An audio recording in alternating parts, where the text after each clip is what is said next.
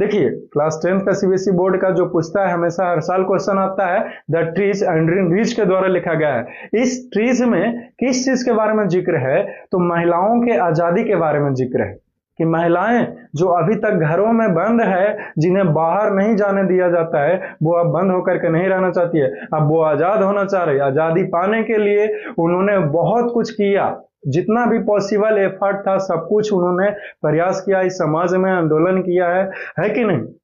तो पोएट बोल रहे हैं पोएम में कि मैं इन सभी चीजों के बारे में ना के बराबर लिखती हूँ, मैं मेंशन नहीं करते, क्योंकि भैया फिर बता दिया कि महिलाएं बाहर जाना चाह रहे हैं, फिर तो पूरा और हंगामा हो जाए, है कि नहीं?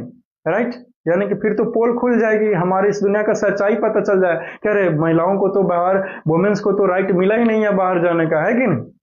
तो इसीलिए वो मेंशन नहीं कर रहे। और वैसे लोग जो बड़े बड़े पोजीशंस पे बैठे हुए हैं, जो मीडिया वाले, न्यूज़पेपर्स वाले, उन सभी चीजों में हर एक चीज के बारे में जिक्र किया गया है, लेकिन वुमेन्स के राइट्स के बारे में, इक्वल अपॉर्चुनिटी के बारे में किसी ने भी चर्चा नहीं किया है। क्लियर है? लेकिन अब जो हमारा सर इन सभी आवाजों से भरा हुआ है, वो कल सुबह होते होते शांत हो जाए। क्यों? क्योंकि अब जो बाउंड्री है वो टूट चुकी है, जो महिलाओं को कैद करके रखा गया था वो बाउंड्री वो टूट चुकी है। अब हमारे वुमेन्स जो है वो आजाद हो चुके हैं और फाइनली अपने आजादी को बाहर कहीं भी जा करके अब वो एंजॉय कर पाएंगे, अपने राइट्स को वो महसूस कर सकते हैं, अपने फ्रीडम्स को।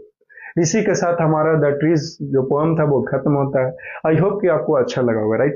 तो अगले क्लास में जब मिलूंगा तो इस पोएम को लाइन बाय लाइन आपको बतलाऊंगा, है कि नहीं? फिर पोएटिक डिवाइस बताऊंगा, फिर मैसेज क्या है वो, फिर समरी क्या है वो।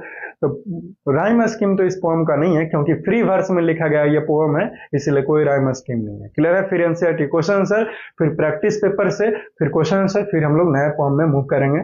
ठीक है? तो इन सभी चीजों को देख लीजिए।